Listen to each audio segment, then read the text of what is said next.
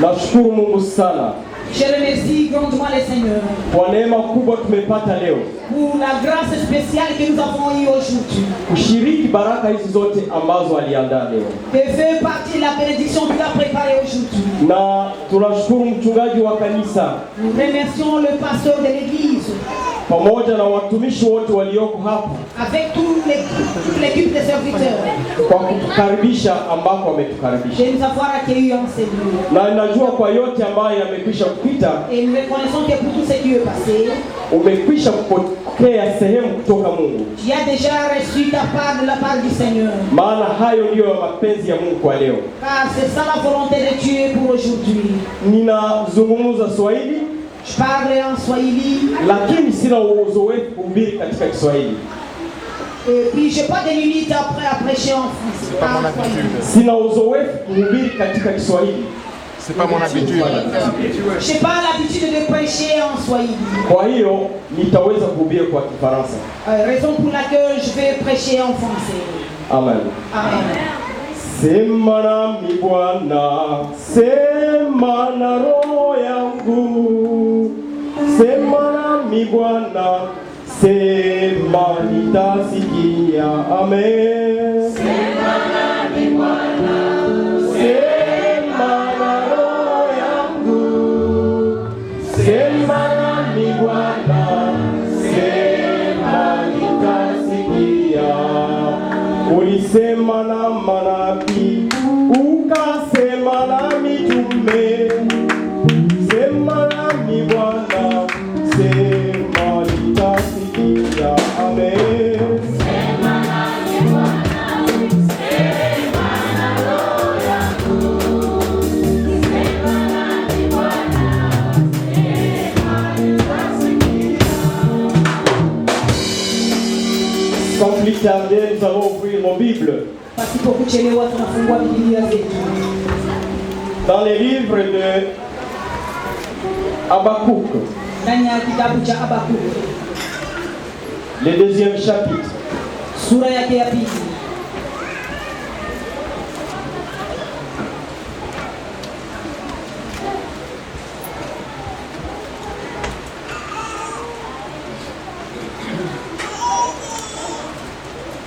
Lorsque nous étions ici pour la première fois, Wakati tumekuja mahali hapa kwa mara ya kwanza, il y a à peine 4 ans, imepita karibuni miaka 4.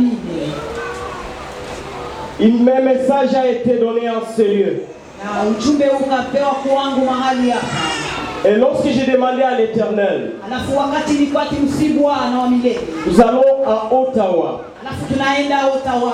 Qu'est-ce que tu veux dire à tes enfants à Ottawa? Na unataka kueleza watoto wako kitu gani huko Ottawa? Qu'est-ce que tu veux dire à tes fils et à tes filles à Ottawa? Unataka kueleza kitu gani kwa wavulana na wasichana wako huko Ottawa?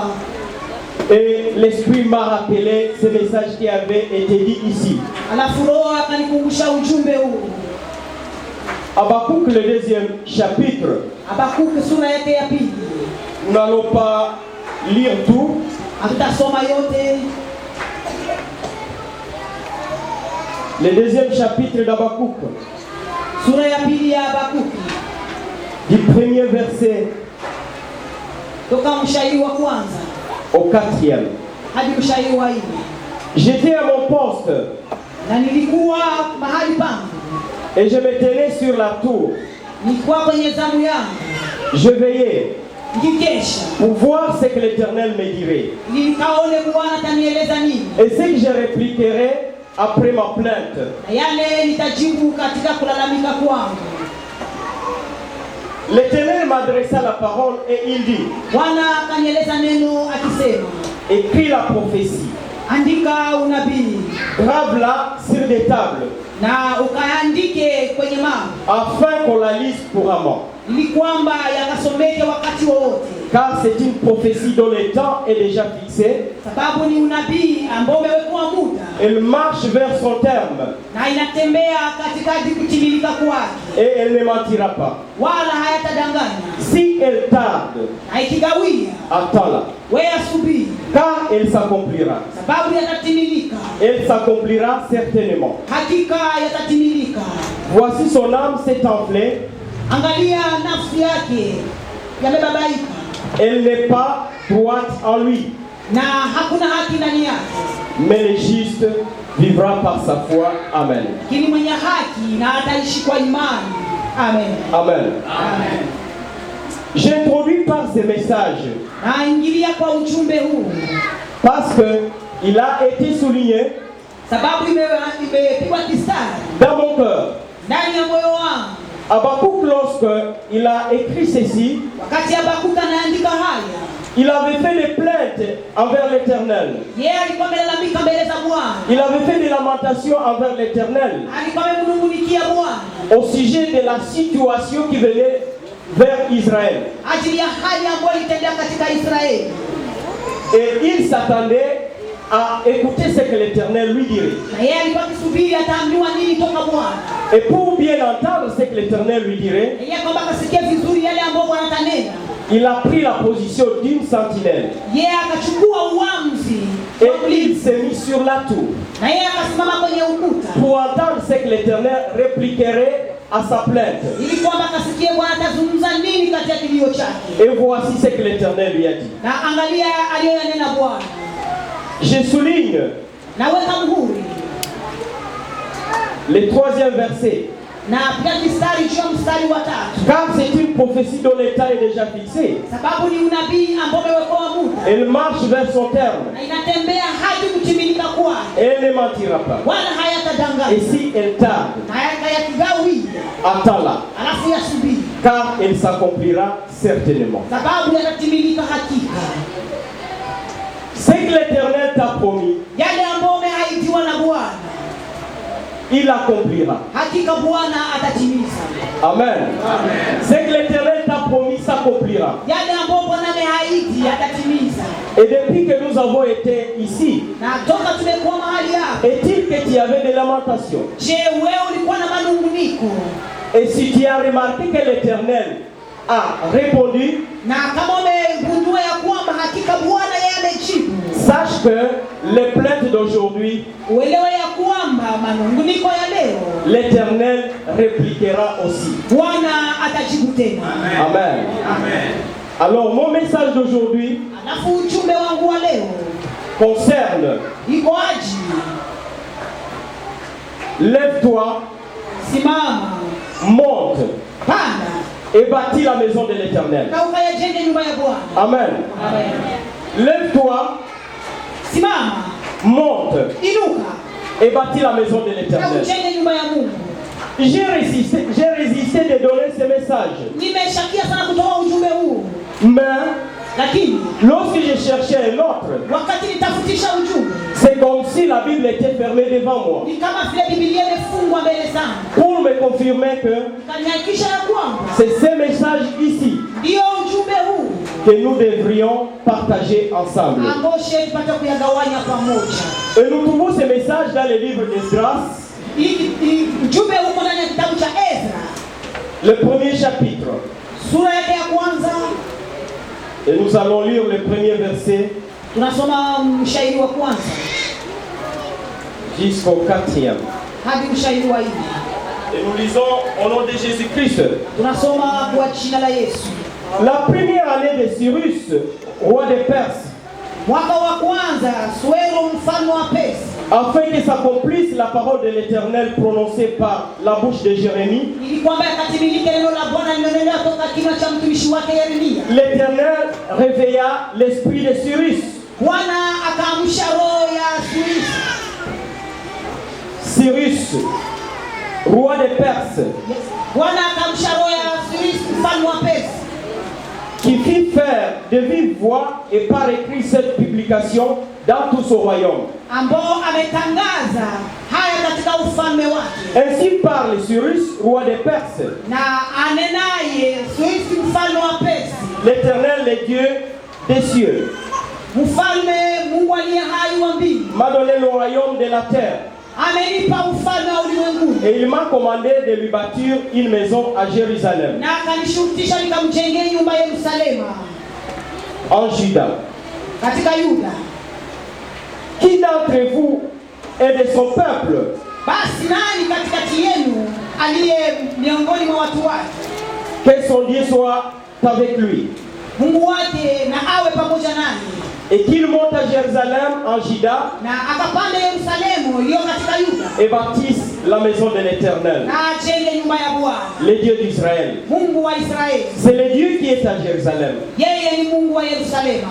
Dans tout lieu où séjournent des restes du peuple de l'Éternel. Na mahali popote ambao wanaishi Du lieu, masalio ya wana wa Mungu. leur donneront de l'argent, Na mahali pale muwasaidie na pesa, de l'or, na dhahabu, des effets na vitu, et du bétail na wanyama, et des offrandes volontaires na zaidi ya hayo sadaka ya moyo, pour bâtir la maison de Dieu qui est à Jérusalem. ili Amen. kwamba nyumba ya Bwana na ijengwe katika Yerusalemu. Amen. Amen. Le récit que nous venons de lire ici Usomi huyo ambao tumetoka kuusoma concerne un message de l'Éternel ni ajili ya ujumbe wa Bwana adressé au peuple d'Israël en déportation à Babylone. ambao ilipewa kwa wana wa Israeli katika utumwa Babiloni.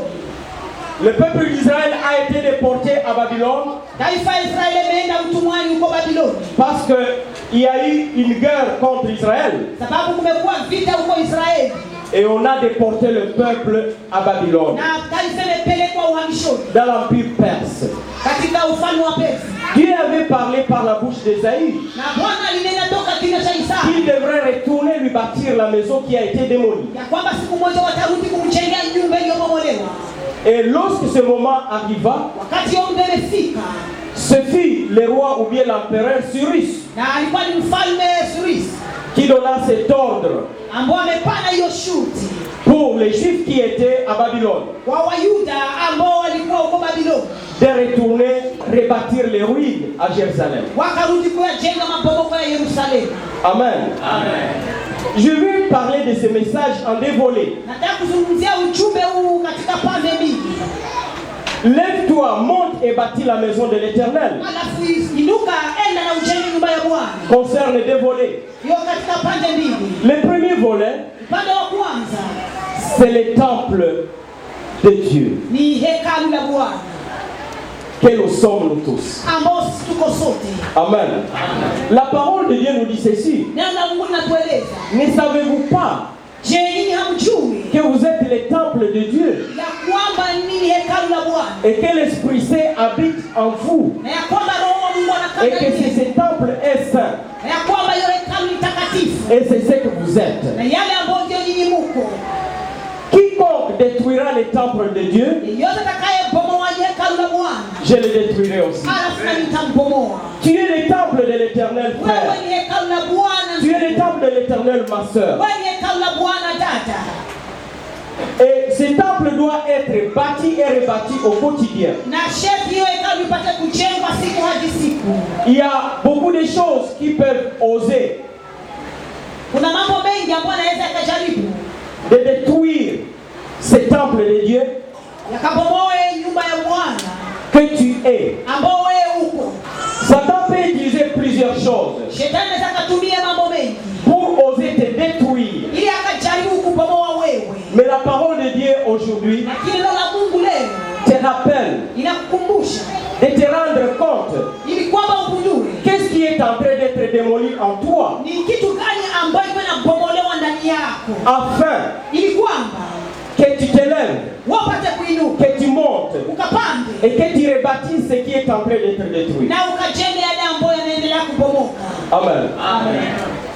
Nous sommes battus sur Jésus-Christ, Tumejengwa juu ya msingi wa Yesu Kristo qui est le fondement inébranlable. ambao yako msingi usiobomoka, Et sur lui, nous bâtissons de différentes manières. na juu yake tunajenga katika hali nyingi, Comme la parole de Dieu nous le souligne. kama vile na Mungu linatuonesha. Il y en a qui bâtissent sur Jésus Kuna wale wanajenga juu ya Yesu, avec des matériaux durables, wanajenga katika vyombo vya nguvu, c'est-à-dire des métaux. katika hali ya chuma. Et on nous dit de l'or, Wanasema dhahabu, de l'argent, pesa, fais ça fedha en tant que métal. kama vile chuma. Amen. Amen. De l'or, Dhahabu de l'argent na fedha et des pierres précieuses. na mawe ya samani. Amen. Amen. Cela bâtisse. Hao yanajenga. Ils bâtissent très fortement. Inajenga kwa nguvu. Et je dirais même qu'ils bâtissent en des matériaux très durables. Na kueleza ya kwamba yanajenga katika mambo yasiyobomoka kwa urahisi. Mais lakini l'ennemi peut oser bousculer. Na adui anaweza kujaribu kutikisa.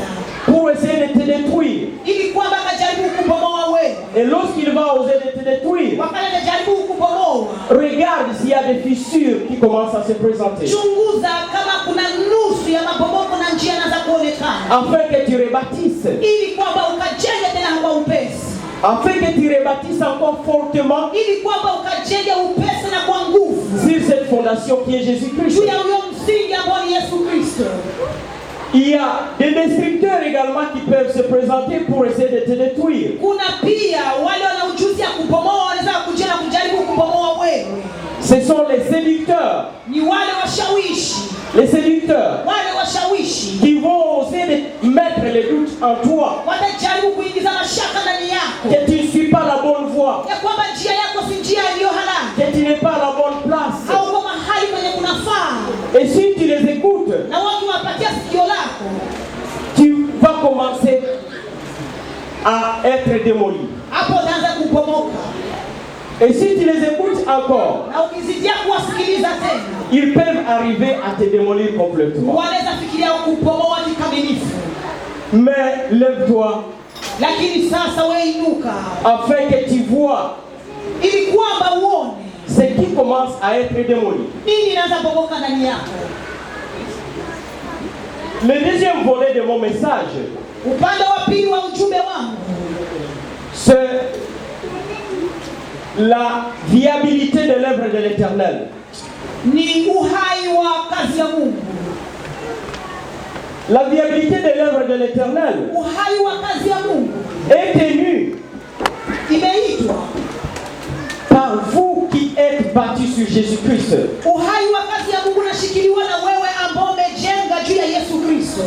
Et vous qui êtes bâtis sur Jésus-Christ, na nyinyi ambao mmejenga juu ya Yesu Kristo, c'est vous qui êtes tenus de vous lever, nyinyi ambao mmeitwa kuinuka, de monter, kupanda et de bâtir la maison de l'Éternel. na kujenga nyumba ya Bwana.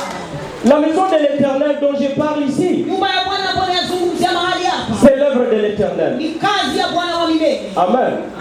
Je l'appellerai également naweza kuyaita tena le temple de l'Éternel pour le peuple de Dieu. nyumba ya Bwana Mungu wetu ajili ya taifa lake.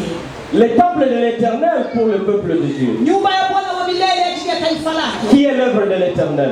Nini ndio kazi ya Bwana? Lève-toi, wewe inuka, monte panda, et rebâtis l'œuvre de l'Éternel. jenga tena kazi ya Bwana wa milele. L'ennemi Satan Shetani yeye utilise plusieurs stratégies anatumikisha njia nyingi pour oser ili kwamba jaribu de démolir l'œuvre de l'Éternel. ajaribu kubomoa kazi ya Mungu. Et il peut passer à travers différents ministères. Anaweza kapitie huduma nyingi, En implantant la défaillance, akileta udhaifu, en essayant de briser les ailes, akitaka kuvunja bidii, en mettant la négligence. akileta dharau. Et avec cela, Na pamoja na haya yote, son objectif shabaha yake est de démolir. ni ya kubomoa. Et si cela est Na ukisikia hivi dans un ministère katika huduma, où toi tu es vrai, mahali ambao wewe umefanya kazi, mais tu commences à défaillir, alafu wewe umezaifuka, ce message est pour toi aujourd'hui. hii ujumbe ni yako leo. Lève-toi encore Wewe inuka tena et rebâtis ce qui est démoli. na jenga yale ambayo yamepomoka, Parce que c'est pour cela que tu as été appelé. sababu ni ajili ya haya ndio wewe umeitwa.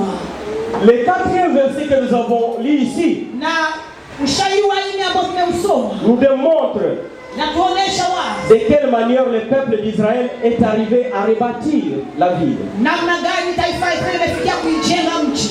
Ils étaient en exil. Walikuwa katika ukimbizi, Ils n'avaient rien pour retourner rebâtir la ville hawakuwa na lolote kurudia kwenda kuujenga mji et rebâtir le temple de na l'Éternel. wakajenga tena hekalu ya Bwana. Mais parce que Dieu est Dieu, sababu Mungu yeye ni Mungu, quand il donne une vision, wakati analeta maono, il donne aussi une provision. Amen. na anasindikiza na uwezo. Lorsqu'il Dieu donne une vision, Wakati Bwana analeta maono, il donne aussi une provision. anasindikiza na uwezo. Le roi Cyrus Huyo mfalme Cyrus a été le premier ametokeza wa kwanza, à offrir les matériels pour aller reconstruire l'œuvre de l'Éternel. akatoa vyombo vya kujenga tena upya nyumba ya Mungu. Et le 4e verset, il souligne ici à disant, Shairi wa 4 anasema, dans tous les lieux où séjournent des restes du peuple de l'Éternel, mahali pote ambao wanaishi masalio ya wana wa Israeli, les gens du lieu watu wa nchi leur donneront de l'argent, watawapa pesa, de l'or, watawapa dhahabu, des effets watawapa na vitu, et du bétail, hata wanyama, avec des offrandes des volontaires na zaidi sadaka za wenye moyo mwema, pour la maison de Dieu qui est à Jérusalem. ajili ya nyumba ya Mungu iliyo katika Yerusalemu. Qui est demandé de s'élever? Ni nani ameomba kusimama? C'est la personne qui est assise. Ni mtu ambao amekaa. La personne qui est assise Mtu ambao anaketi est bien positionnée pour croiser les bras. yeye kabisa ni vizuri, ili kwamba ipate kukunja mkono. C'est très normal. Amen. Ni jambo ya kawaida. Quand on est assis, on est bien positionné pour croiser les bras. Wakati unakaa ni hali ya mzuri, itafuatilia ni kukunja mkono.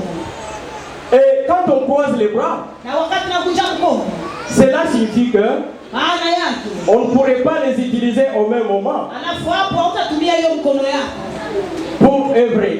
kwa kufanya kazi yoyote. Amen. Amen. Mais quand on s'élève, Wakati unainuka, ce n'est pas aussi facile de croiser les bras. na haiko tena jambo rahisi wa kunja mkono. Alors, être assis signifie quoi? Uketi maana yake nini? C'est être spectateur dans l'église. Ni hali ya kuangalia wengine katika kanisa. Arrêtons, frère, d'être spectateur dans l'église. Pendwa, acha kuwa mwangalizi katika kanisa. Si nous devenons spectateurs, Kama tunakuwa mwangalizi, c'est ce que nous voulons dire. nataka kusema ya kwamba Que les autres agissent, wengine wao watende, mais pas moi. hapana mimi. Lève-toi. Inuka sasa. Amen. Amen. Et après que tu te sois levé, Baada ya wewe kuinuka, monte. panda sasa. Alors, qu'est-ce qu'il signifie monter? Panda maana yake kitu gani? C'est faire un pas en avant. Ni kufanya hatua mbeleni huko. C'est prendre la position d'agir. Kamata hali ya kutaka kutenda. Amen. Monter où? Kupanda basi wapi? Là où se fait l'œuvre de l'Éternel. Mahali ambapo kazi ya Bwana wa milele yanatendeka.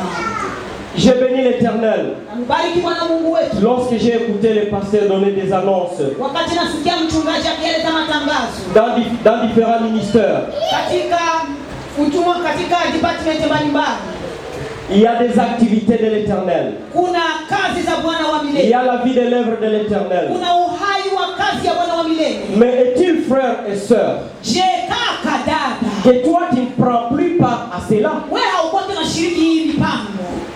Tu es assis. Wewe unakaa, Lève-toi. inuka sasa. Et après t'être levé, Baada ya kuinuka, c'est là que tu demanderas qu'est-ce que je vais faire. hapo swali nitakifanya kitu gani? Les hommes de Dieu, les hommes et les femmes que Dieu a établis Watumishi wa Mungu ambao Bwana amewaweka sont là pour te dire wako hapo kueleza qu'est-ce que tu vas faire. yale ambayo utamtendea Bwana Mungu wako. Alors, qui va bâtir la maison de Na l'Éternel? nani atajenga nyumba ya Bwana wa milele? C'est celui qui était assis, Ni yule alikuwa ameketi, qui s'est levé ameamua kusimama, et qui sera lié à ceux-là qui bâtissent. alafu yanaenda akashikamana na wale ambao wako tayari katika kujenga, Et tous ensemble, na wote pamoja ils vont faire l'œuvre de l'Éternel. wanafanya kazi ya Bwana wa milele. Si je posais encore la question, qui va bâtir la maison de l'Éternel? Nikiswali tena, nani ataijenga nyumba ya Mungu? Ma réponse serait Jibu yangu itakuwa tous. alafu sote. Amen. Amen. Pourquoi tous? Kwa nini sote?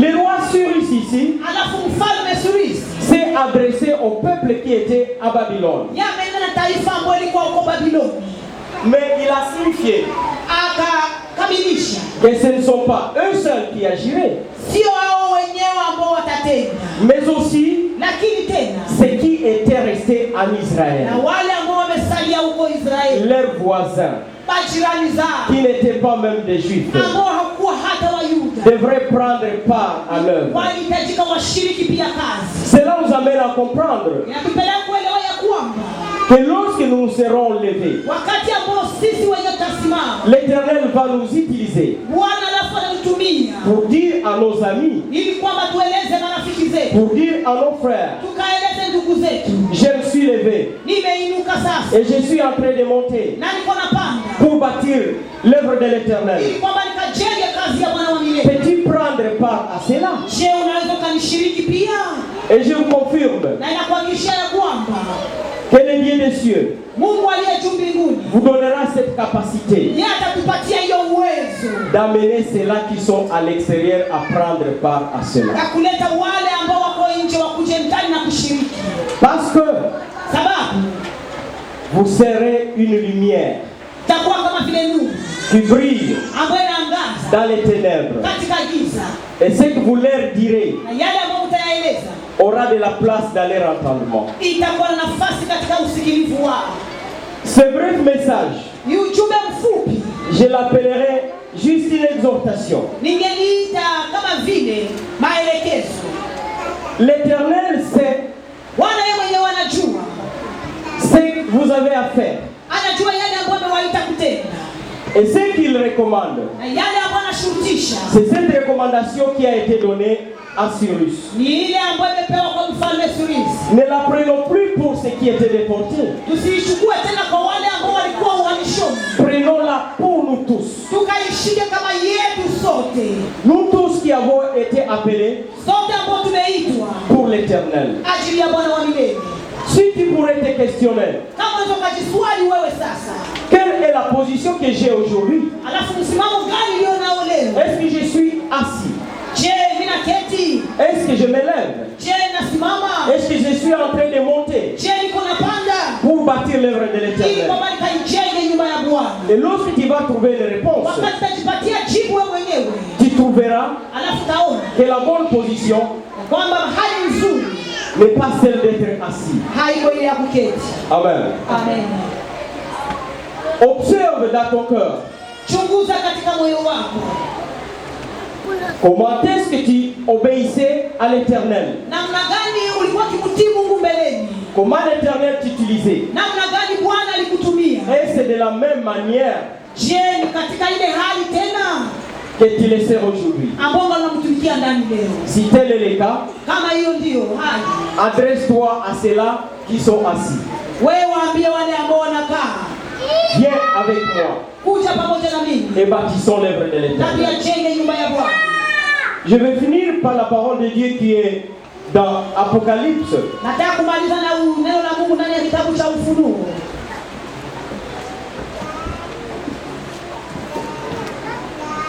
Apocalypse,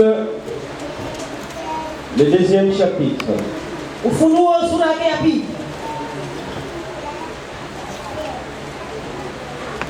Le 2e verset jusqu'au 5e. Ufunuo sura yake ya pili mstari wa pili Hadi wa tano. hadi wa tano. Et je lis au nom de Jésus-Christ. Amen. Nasoma kwa jina la Yesu. Je connais tes œuvres, Najua matendo yako ton travail na taabu yako et ta persévérance. na uvumilivu wako, Je sais que tu peux supporter les méchants, na ya kuwa wewe hauwavumilie waovu, que tu as éprouvé ceux qui se disent apôtres et qui ne le sont pas, na tena umejaribu wale wanaojiita mitume wakati ambao hawako, et que tu les as trouvés menteurs, na ukawatambua kuwa wa uongo, que tu as de la persévérance, tena ulisubiri que tu as souffert à cause de mon nom, na ulisumbuliwa ajili ya jina langu, et que tu ne t'es point lassé. na haukupoteza uvumilivu wako. Mais ce que j'ai contre toi, Yale ambayo nakushtaki, c'est que tu as abandonné ton premier amour. kwa nini umeacha upendo wako wa kwanza? Souviens-toi donc d'où tu es tombé, Kumbuka mahali ambapo ulipoanguka, répands-toi na utubu et pratique les premières œuvres. na ufanye matendo ya kwanza. Sinon, Lakini je viendrai à toi et j'ôterai ton chandelier de sa place. naja upesi, naondoa kinara chako katika mahali pake. À moins que tu ne te répandes Amen. Fanya upesi na utubu. Amen. Amen. L'Éternel connaît tes œuvres. Bwana anajua matendo yako. L'Éternel connaît si tu es assis, Bwana anajua kama unaketi, si tu te lèves, kama umesimama, ou tu es en train de monter pour bâtir l'œuvre de wewe l'Éternel. uko na pande ili kwamba ujenge nyumba ya Mungu. L'Éternel connaît Bwana anajua, ton implication, anajua namna gani unashiriki, connaît ton zèle. anajua bidii yako. Et la parole de Dieu reproche ici, Na neno la Mungu hapo linatuhamakia, tu as abandonné ton premier amour. wewe umeacha upendo wako wa kwanza, Répands-toi. ukatubu. L'amour de l'Éternel, Upendo wa Mungu c'est de répondre à son amour parce que c'est lui qui nous a aimés les premiers. ni kujibu kwa upendo wake, sababu yeye ametupenda wa kwanza. Et à cause de cela, Na ajili ya hayo nous pouvons obéir, tunaweza tukamtii, de les servir tukatii kumtumikia et de faire tout ce qu'il nous demande. na kutimiza yale yote ambayo anatuomba. Si ce n'est pas le cas, Kama sivyo, que tu commences à négliger, wewe umeanza kudharau, que tu commences à désobéir, unaanza kuasi, la parole de Dieu te demande, neno la Mungu linakusihi, tu as abandonné ton premier amour. umeacha upendo wako wa kwanza. Et voilà ce que l'Éternel a contre toi. Na angalia yale ambayo Bwana Mungu wako anakushitaki. L'Éternel a contre toi l'abandon du premier amour. Bwana anakushitaki kuacha upendo wa kwanza. Souviens-toi, Kumbuka par où mahali gani, l'abandon de cet amour a commencé. mahali gani kupungukiwa na kuacha hiyo upendo imeanzilia. Et répands-toi. Alafu katubu. Que l'Éternel bénisse sa parole. Bwana na bariki neno lako. Que le Saint-Esprit Acha Roho Mtakatifu la confirme dans ton cœur. aweke muhuri katika moyo wako.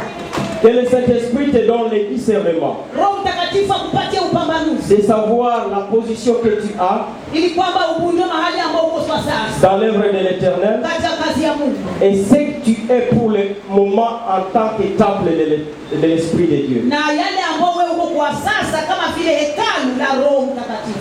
Et nous allons prier avant de finir.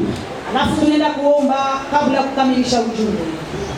Si tu trouves que tu as abandonné le premier amour, Kama umejigundua ya kwamba umepungukiwa na bidii na upendo yako ya kwanza, si tu trouves que tu ne fais que t'asseoir, ukigundua ya kwamba wewe unakaa, je te supplierai de venir et les serviteurs de Dieu vont prier pour toi. na kusihi ujaribu kusimama, uelekea hapa mbele na watumishi wa Mungu wataomba Et tu vas récupérer le premier amour. na Bwana atarudisha upendo wa kwanza. Seigneur Dieu notre Père, Bwana Mungu wetu, tu as si les besoins des âmes qui sont en ce lieu, wewe umeona hali ya mioyo mahali hapa, y compris moi-même. hata na mimi ndani, Et tu as si à quel point ces messages na ukajua kwa kiwango gani ujumbe huu nous seraient utiles aujourd'hui. utakuwa wa maana kwetu leo. Je te demande maintenant, Seigneur, Na kusihi sasa Bwana, fais-les comprendre à tout un chacun qui l'a reçu, ukaueleweshe kwa kila yeyote ambaye amesikia, afin que nous comprenions ili kwamba tuelewe quelle est la position actuelle que nous avons ni hali gani hivi sasa tunayo vis-à-vis de toi kufuatana na wewe et vis-à-vis de ton œuvre. na kwa kazi yako. Et aide-nous, Seigneur, Saidie Bwana, afin que ceux-là qui sont assis ili s'élèvent kwamba wale ambao wanakaa na wainuke, et qu'ils montent wapande et qu'ils bâtissent ton œuvre na wakajenge kazi yako selon que tu vas leur demander. kufuatana yale ambayo utawashurutisha. Oui, Seigneur, Ndio Bwana, je sais que tu as la capacité najua ya kwamba una uwezo de transformer ya kugeuza la défaillance geuza ushindwa, en force. geuza udhaifu kwa nguvu. Je sais, Seigneur, Najua Baba que tu as la capacité ya kwamba una uwezo de transformer également la négligence geuza kudharau en détermination. huwa uleta uamuzi. Frère, Ndugu, si tu as senti quelque chose ndugu, kama umesikia kitu fulani ndani yako qui t'interpelle kwenye Bwana anazungumza na wewe, de faire encore un pas en avant, kufanya tena ingine hatua mbeleni, je t'invite de venir ici au pied de l'autel karibuni hapa madhabahuni, afin de récupérer ili kwamba ukarudishiwe tena ce que tu as perdu ou ce que tu es en train de perdre. yale ambayo umepoteza wewe na yale ambayo wewe uko unayapoteza. Car le perdre, Sababu kuyapoteza ce n'est pas ça la volonté de Dieu. sio ndio mapenzi ya Mungu. Et je vais demander juste une séquence de chant Na nitaomba nyimbo fupi et nous allons pouvoir prier. alafu tutaenda kuomba. Hakuna Mungu kama wewe, hakuna Mungu kama wewe, hakuna Mungu kama wewe, ewe Mungu wangu. Hakuna Mungu kama wewe, hakuna Mungu kama wewe, hakuna Mungu kama wewe, ewe Mungu wangu. Baba twasema asante, twasema asante, twasema asante, ewe Mungu wangu. N'hésite pas, frère. Usishite ndugu yangu. Dieu est assis à combien ce message te dirait Bwana aligundua mara ngapi ujumbe itakueleza le vrai état de ton âme aujourd'hui. hali kabisa ya roho yako kwa leo hii. Et il a su que tu as besoin Na yeye amejua ya kwamba una haja de t'élever, ya kuinuka, de monter ya kupanda et de faire sa volonté. na kufanya mapenzi yake. Et si je vais appeler le serviteur de l'Éternel Na kukaribisha mtumishi wa Mungu afin que nous puissions prier ensemble. Sema nasi Bwana, tutayari kusikia. Sema nasi, sema nasi, sema nasi, sema nasi Bwana, Seigneur, les besoins qui sont en eux. Tu sais, Seigneur, c'est au-devant de toi. Réponds, Seigneur, aux besoins les plus profonds de leur cœur. Réveille-leur, Seigneur, la position qu'il faut. Et les choses qui ont été démolies, rebâtis-les, Seigneur, afin qu'elles puissent encore se tenir debout. C'est être capable de faire des Seigneur Dieu,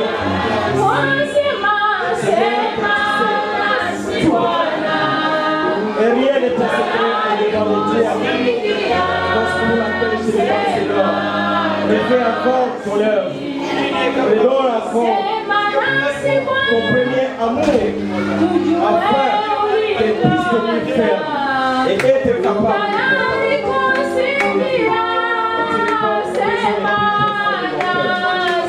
Sema